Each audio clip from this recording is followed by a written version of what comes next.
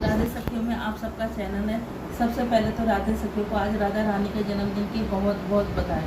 सबको राधा रानी की कृपा मिले, उनके सबके काम धंधे में बरकत आए, सबके घर में सुख समृद्धि आए। बोलो राधा रानी की जय, बोलो कन्हैया लाल की जय।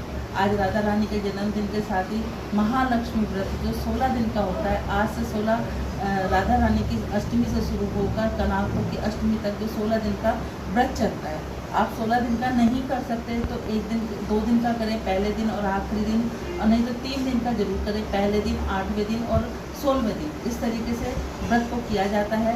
इसमें महालक्ष्मी की कृपा प्राप्त होती है और महालक्ष्मी सबके घर में स्वयं विराजमान हो जाती हैं। साथ में मैं आपको बता दूं कि इसमें क्या क्या सामान सामग्री चाहिए होती है, किस तरह से इसकी पूजा की जाती है। पूजा कैसे की जाती है और उसमें मैं आप सबको जो जितना मुझे थोड़ा सा ज्ञान है, मैंने अपने बड़ों से सुना है, सब कुछ सुना है, मैं उस ज्ञान को आप लोगों को देने की कोशिश करती हूँ। हो सकता है उसमें कुछ गलतियाँ हों, मैं उसके लिए पहले से ही क्षमा प्रार्थी हूँ, क्योंकि गलतियाँ तो सबसे होती हैं, इंसानों से होती हैं। हो सकता है मेरे से भी कुछ गलतियाँ हों, लेकिन अब तक जितना मैंने जाना है, जितनी मैंने पूजा पाठ की है, उस हिसाब से मैं आप सब लोगों को इसको बताती हूँ। इसके लिए सबसे पहले हमें एक लकड़ी का पटरा चाहिए। उसके ऊपर आप लाल, हरा, पीला कोई सा भी कलर का आप वस्त्र बिछा सकते हैं। मैं हमेशा ही माता रानी के नीचे हरे रंग का वस्त्र बिछाती हूँ और लाल रंग के चावल और पीले रंग के चावल से अष्टदल कमल बनाती हूँ, क्योंकि अष्टदल कमल हमेशा 8 रंगों से बनता है, लेकिन 8 रंग से हम नहीं बना सकते। तो मैं माता रानी के नीचे पूरा हरे रंग का वस्त्र बिठाकर उसके ऊपर लाल और पीले रंग के चावलों से अष्टदल कमल बनाती हूँ। उसके बाद हमें एक श्री यंत्र की ज़रूरत होती है। मेरे पास ये स्टैफिक का है, किसी के पास कागज़ का हो सकता है, किसी के पास तांबे का हो सकता है। वो भी मैं अभी आपको वीडियो के लास्ट में श्री यंत्र पूरा दिखा दूँगी। तांबे का और कागज़ का वो मैं अभी आपको दिखा रही हूँ। तांबे का इस तरीके से होता है, इस तरीके से होता है। ये जो स्टैफिक का श्री यंत्र है, ये दिवाली के ऊपर इसको सिद्ध किया जाता है, उसके बाद इसको घर में रखा जाता है। ये प्योर स्टैफिक का श्री यंत्र है। मैं हमेशा पूजा पाठ में इसी को यूज़ करती हूँ। साथ में ये लक्ष्मी नारायण की फ़ोटो है। जहाँ पर हम लक्ष्मी जी की पूजा करेंगे तो वहाँ साथ में लक्ष्मी नारायण को, हम नारायण भगवान को कैसे भूल सकते हैं। तो मैं लक्ष्मी नारायण की जुगल जोड़ी की पूजा ज़रूर करती हूँ। उसके साथ में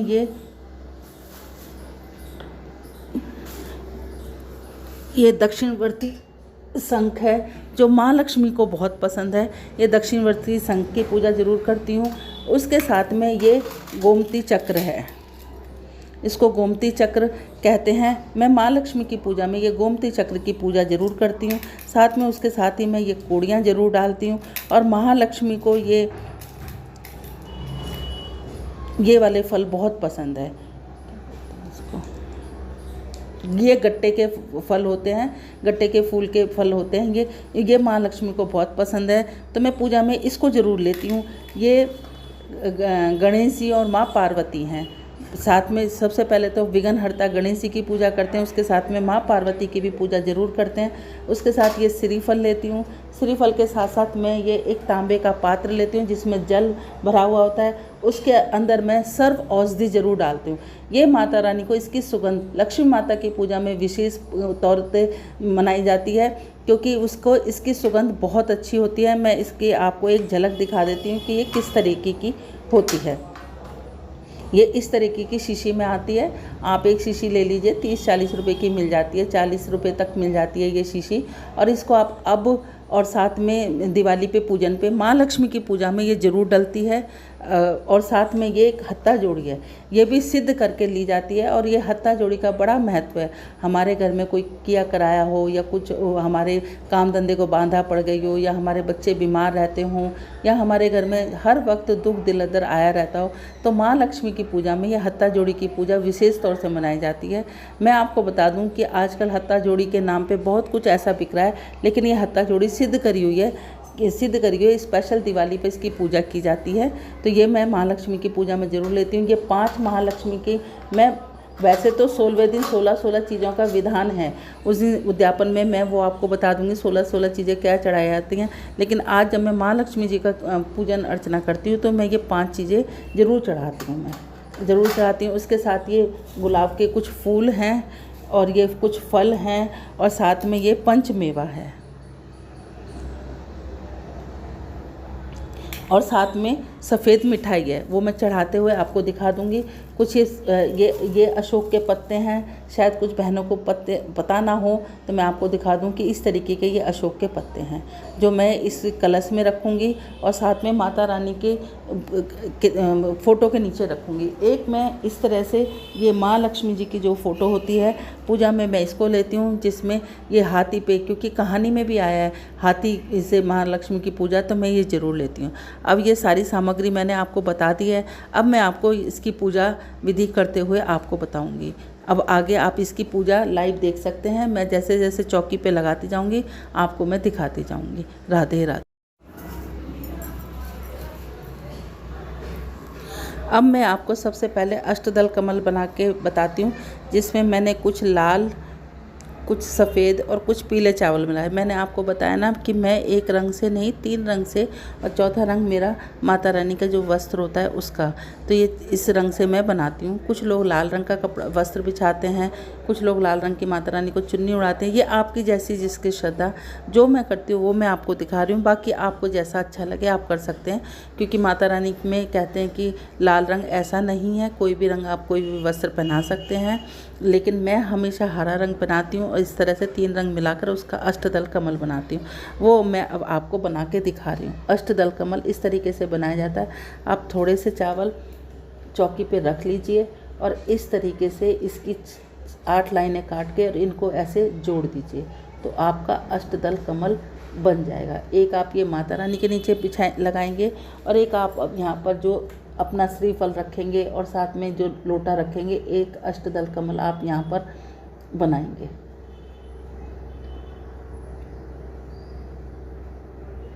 ये अष्टदल कमल 2 बन गया। अब इसके ऊपर आप ये लोटा रखेंगे और इसमें आप यहाँ पर एक सुपारी,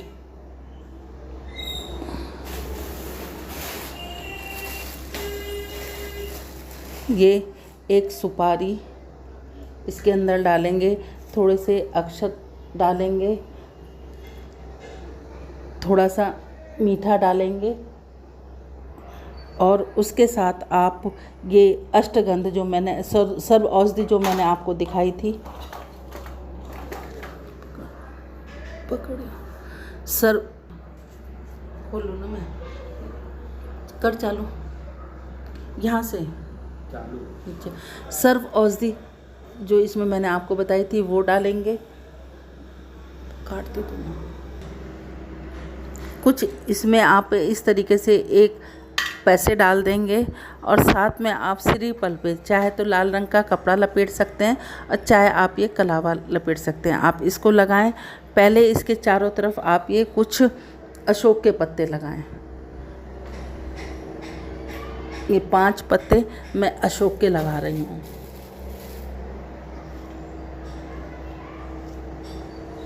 इस तरीके से नहीं भी मिले तो कोई बात नहीं, किसी के पास आम के पत्ते हैं या पान के पत्ते हैं या नहीं भी मिलते तो आप उसको ऐसे भी लगा सकते हैं। माता रानी हर तरीके से आपसे प्रसन्न रहेगी। साथ में आप ध्यान करें कि जितनी भी हमारे देश की पवित्र नदियां हैं वो सब इसमें विराजमान हों और हमारे कष्टों को दूर करें।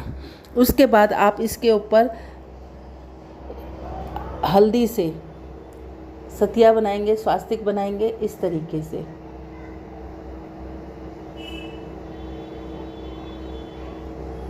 कलावा मैंने पहले बांध दिया था, वो दिखाना भूल गई थी मैं। और इस तरीके से हम इसमें भी स्वास्तिक बनाएंगे, नारियल पे, श्रीफल पे भी, क्योंकि इसमें श्रीफल का बहुत महत्व है। और उसके बाद हम वस्त्र के नाम पे थोड़ा सा कलावा चढ़ाएंगे।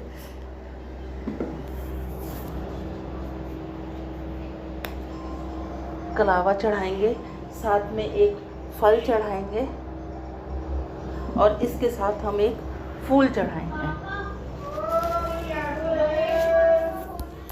इसमें एक फूल चढ़ाएंगे और भगवान से प्रार्थना करेंगे कि हमारी सभी मनोकामना पूरी करें। सबसे पहले हम गणेश जी का पूजन करेंगे। इस तरीके से हम गणेश जी के नीचे चावल रखकर उस पर सतिया बनाएंगे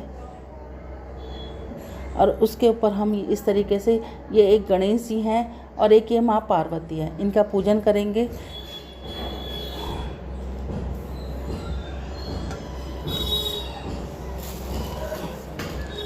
इनको स्नान कराएंगे, इनको तिलक लगाएंगे। गणेश जी को पीला और माता पार्वती को लाल रंग का, गणेश जी को पीला, माँ पार्वती को लाल रंग का। उसके बाद अक्षत चढ़ाएंगे, उसके बाद फूल चढ़ाएंगे और उसके बाद हम फल चढ़ाएंगे।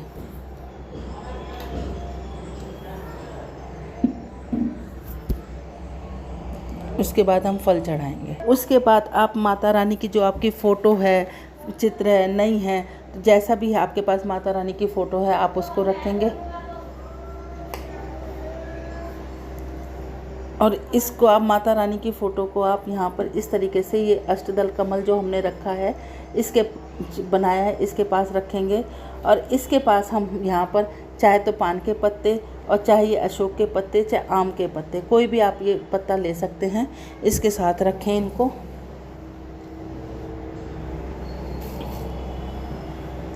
इस तरीके से।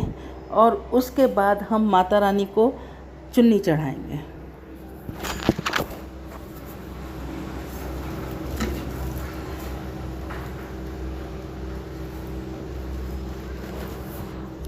पहले हमने स्नान कराया, आपको दिखाया, उसके बाद हम माता रानी को चुन्नी चढ़ाएंगे।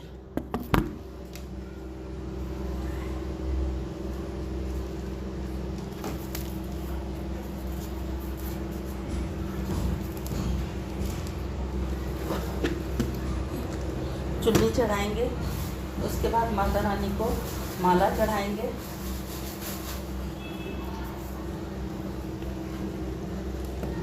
आप ये गुलाब की भी ले सकते हैं, गेंदे की भी ले सकते हैं, चमेली की भी ले सकते हैं, कोई भी सुगंधित पुष्प को आप ले सकते हैं।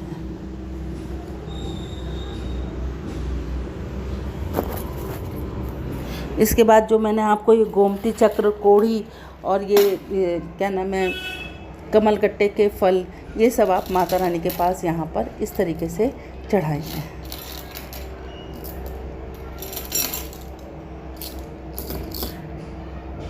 इस तरीके से चढ़ाएंगे और फिर माता रानी को बिंदी लगाएंगे, चावल चढ़ाएंगे। इसी तरह से आप ये कमलगट्टे और ये इनकी सबकी पूजा करेंगे। इनके ऊपर चावल चढ़ाएंगे, इनके ऊपर वस्त्र पहनाएंगे,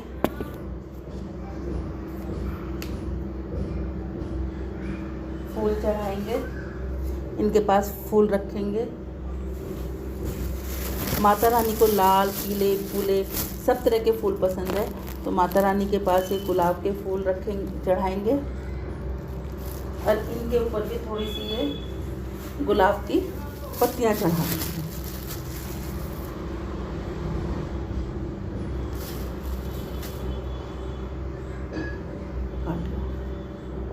ये गणेश जी का। उसके बाद हम ये कलश की स्थापना करेंगे, फिर माता रानी की स्थापना करेंगे। अब मैं आपको इसके यंत्रों को चरणामृत से मिला के फिर उनका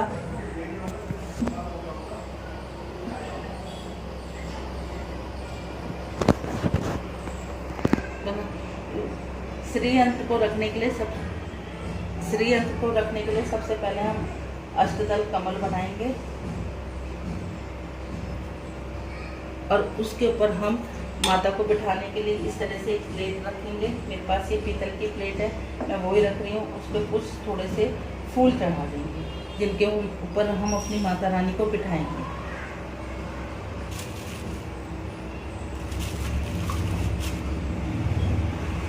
अब मैं आपको उनको श्री यंत्र को अब आपको मैं चरणामृत से मिला के और उनको दिखाती हूँ।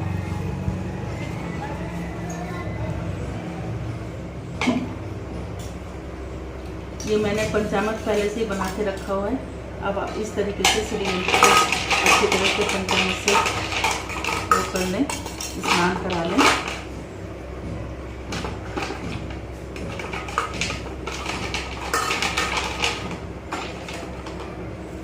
फिर आप इनको इस तरह से साफ जल से धो के इस तरीके से रख देंगे।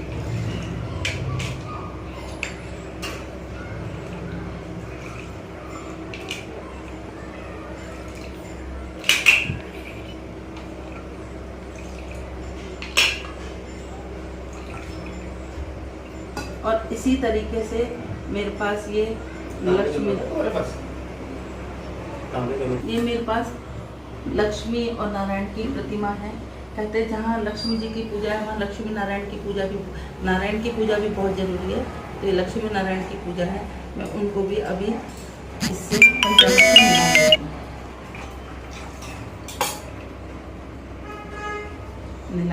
मिलाकर इनको भी शुद्ध वस्त्र पहना देती हूँ।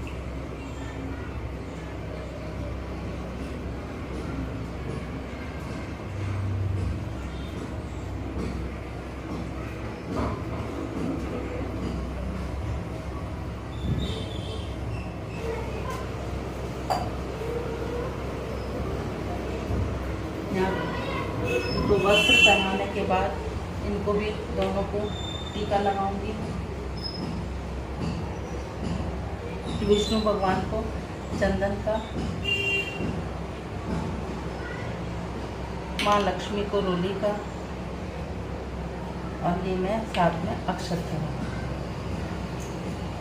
इनके साथ में इनको फूल चढ़ा दूंगी।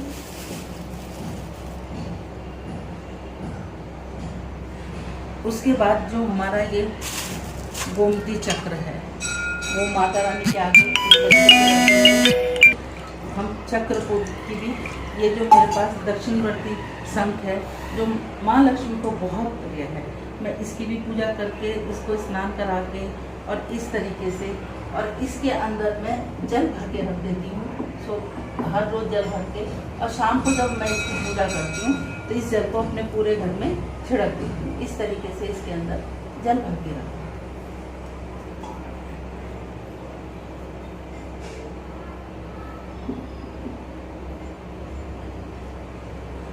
अब हम यहाँ पर अपना श्री यंत्र स्थापित करेंगे।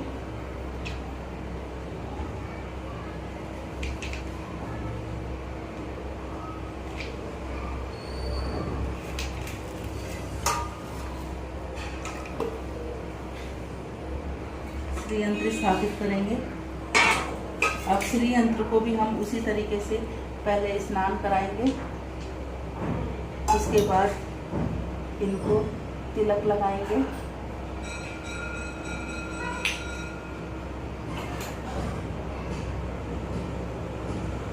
फिर इनको वस्त्र पहनाएंगे,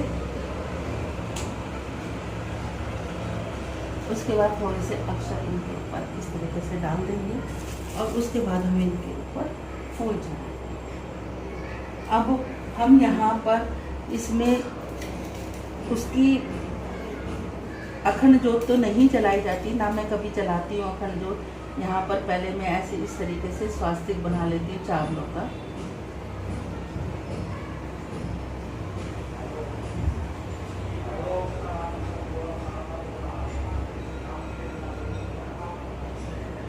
इस तरीके से उसके ऊपर एक इस तरीके से प्लेट रख लेती हूँ। प्लेट के ऊपर भी मैं हल्दी से स्वास्तिक बनाती हूँ। हल्दी से इस तरीके से स्वास्तिक बनाती हूँ।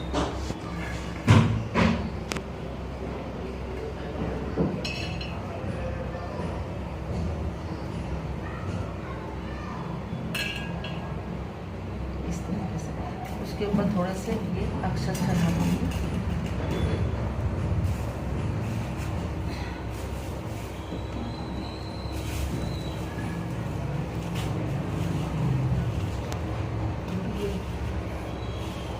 फूल की पत्तियाँ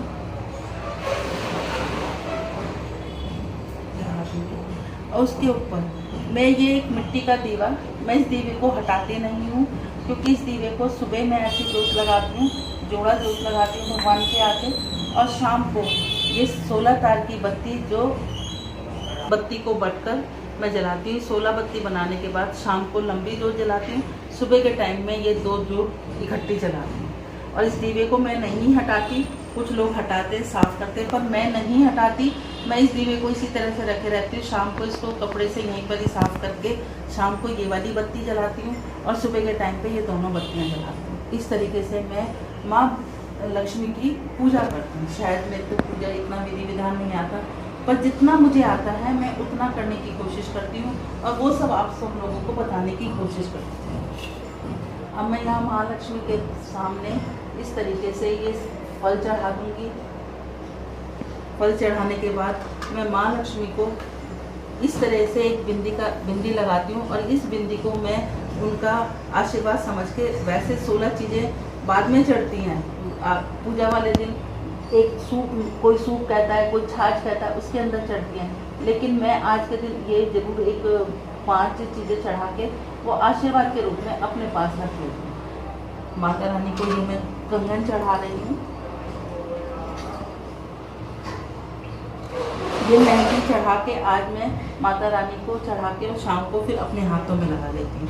ये सिंदूर और एक ये रबड़ चढ़ाती हूँ माता रानी को इस तरीके से।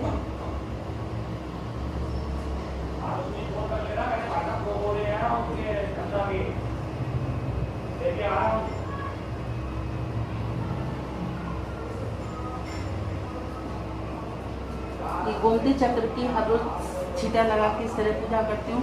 श्री यंत्र को भी मैं 16 दिन तक यहीं पर ही छीटा लगा के पूजा करती हूँ। माता रानी की फ़ोटो भी मैं यहीं रखे रहने देती हूँ, सिर्फ फल हटा लेती हूँ। बाकी सब चीज़ें मैं यहीं पर ही रोज़ छीटे लगा के, फल फूल मिठाई जो मेरे से बनता है चढ़ा के यहाँ से सफाई करके, बाकी मैं चौकी को हिलाती नहीं। इस तरीके से करने के बाद मैं माता रानी को फिर, अब हम माता रानी के आगे आरती हम करते नहीं हैं, 16वें दिन करते हैं। अभी मैं जोत जला दूँगी माता रानी के आगे। जोत जलाने के बाद फिर मैं आपको बताऊँगी कि संकल्प किस तरह से किया जाता है व्रत का।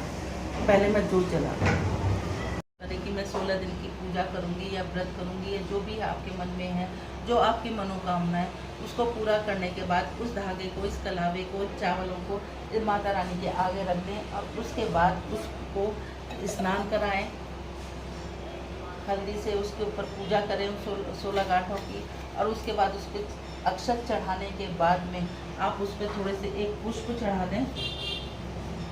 चढ़ा दें और उसके बाद माता रानी से प्रार्थना करें कि माता रानी मेरी ये पूजा, मेरा ये संकल्प आप पूरा करें।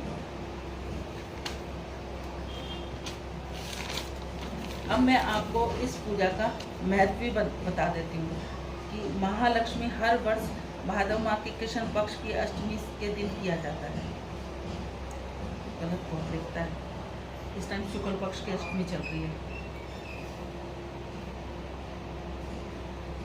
राधा अष्टमी या महालक्ष्मी विशेषकर महिलाएं द्वारा अपने परिवार को धन धान से परिपूर्ण करने की मनोकामना पूर्ति के लिए किया जाता है। राधाष्टमी या महालक्ष्मी व्रत को करने का एक कारण यह भी है कि महिलाएं अपने परिवार को की कृपा के लिए धन्यवाद माता लक्ष्मी और विष्णु को करना चाहती हैं। कि इस तरह से महालक्ष्मी व्रत हर वर्ष भादव माह की शुक्ल पक्ष की राधाष्टमी से और फिर श्राद्धों की कृष्ण पक्ष की अष्टमी के दिन तक किया जाता है। इस साल 2021 में यह व्रत 14 सितंबर के दिन से है। इससे शुरू होकर 28 सितंबर या 29 सितंबर को समापन होगा। यह 16 दिन का व्रत किया जाता है।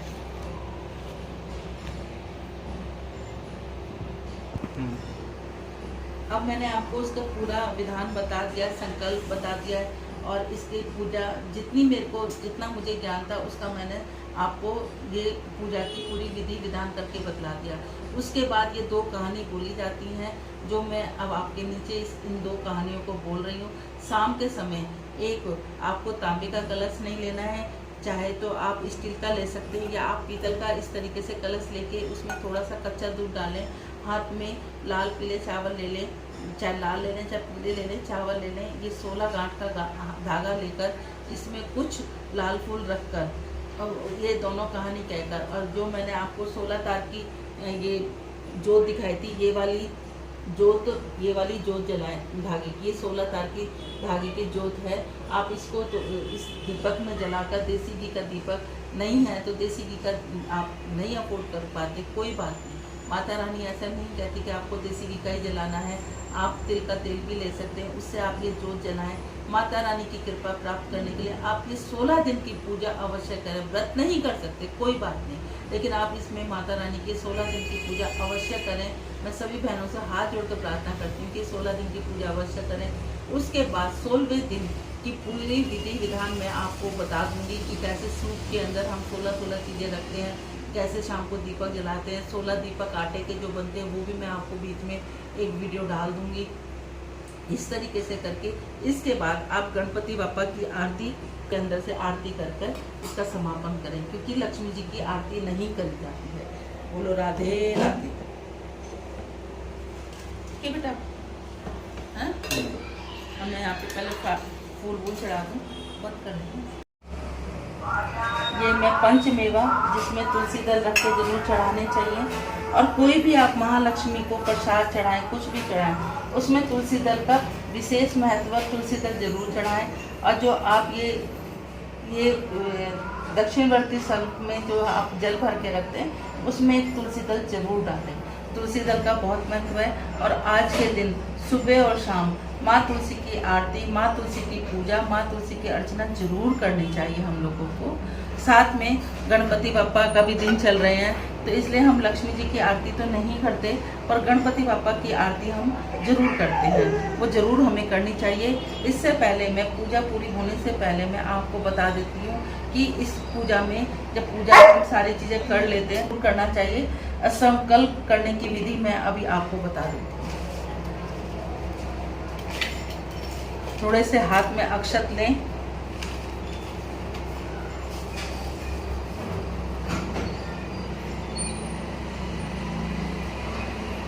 हाथ में अक्षत लें, और थोड़े से चावल लेकर हर महिला, हर पुरुष, जो भी आप इसकी पूजा कर रहे हैं, उसका संकल्प को हमें जरूर करना चाहिए।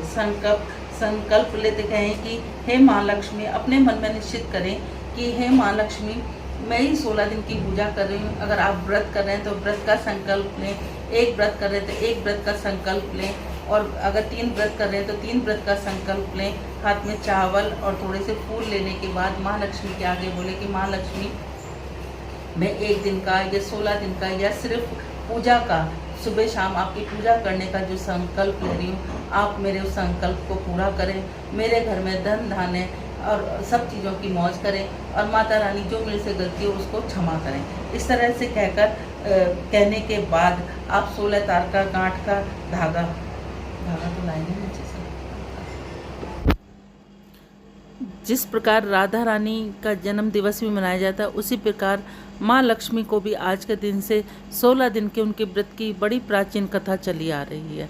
और उस व्रत को करने से, उसकी कथा को करने से भी हमें मनवांछित फल की प्राप्ति होती है। हमारे घर में धन अन्न की कमी नहीं रहती, पुत्र पौत्र तक हमारे घर में सब चीज़ों की बरकत रहती है। उसकी कथा इस प्रकार है। बहुत पुरानी बात है कि एक गांव में एक ब्राह्मण रहता था। वह ब्राह्मण नियम अनुसार भगवान विष्णु का पूजन प्रतिदिन करता। उसकी भक्ति से प्रसन्न होकर भगवान विष्णु ने उसे दर्शन दिए और इच्छानुसार वरदान देने का वचन दिया। ब्राह्मण ने माता लक्ष्मी का वास अपने घर में होने का वरदान मांगा। ब्राह्मण ने ऐसा कहने पर भगवान विष्णु का यह मंदिर में रोज एक स्त्री आती है और वह यहाँ गोबर से उपले थापती है, वही माता लक्ष्मी है। तुम उसे अपने घर में आमंत्रित करो। देवी लक्ष्मी का चरण तुम्हारे घर में पड़ने से तुम्हारा धन धान्य से भर जाएगा। ऐसा कहकर भगवान विष्णु अदृश्य हो गए। अब दूसरे दिन सुबह ब्राह्मण देवी लक्ष्मी के इंतजार में मंदिर के सामने बैठ गया।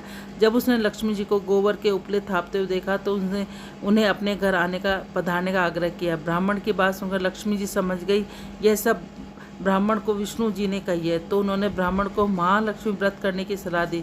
लक्ष्मी जी ने ब्राह्मण से कहा कि 16 दिन तक महालक्ष्मी व्रत करो, और व्रत के आखिरी दिन चंद्रमा का पूजन करके अर्घ देने से तुम्हारा व्रत पूर्ण होगा। ब्राह्मण ने माँ लक्ष्मी के कहने अनुसार व्रत किया और देवी लक्ष्मी ने उनकी मनोकामना पूर्ण की। उसी दिन से यह व्रत श्रद्धा से किया जाने लगा और उसी दिन से आज से लेकर 16 दिन तक ये महालक्ष्मी व्रत कहा जाता है। दूसरी कथा भी कुछ इस प्रकार है। एक बार हस्तिनापुर में महालक्ष्मी व्रत के दिन गांधारी ने नगर की सारी स्त्रियों को पूजन के लिए आमंत्रित किया, परंतु उसने कुंती को आमंत्रण नहीं दिया।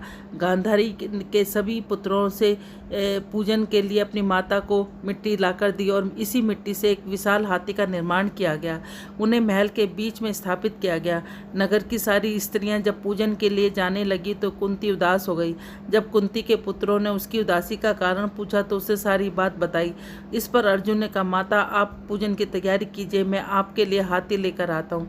ऐसा कहकर अर्जुन इंद्र के पास गए और अपनी माता के पूजन के लिए ऐरावत को ले आए। इसके बाद कुंती ने सारे विधि विधान से पूजन किया और नगर के अन्य स्त्रियों को पता चल गया कि कुंती के यहाँ इंद्र के ऐरावत आए तो वे भी पूजन के लिए उमड़ पड़ी और उस सभी ने सविधि पूजन किया। ऐसा कहा जाता है कि इस व्रत की कहानी 16 बार कही जाती है और हर चीज़ या तो पूजा सामग्री 16 बार चढ़ाई जाती है। बोलो राधा रानी की जय, माँ लक्ष्मी की जय, बोलो विष्णु भगवान की जय। राधे राधे।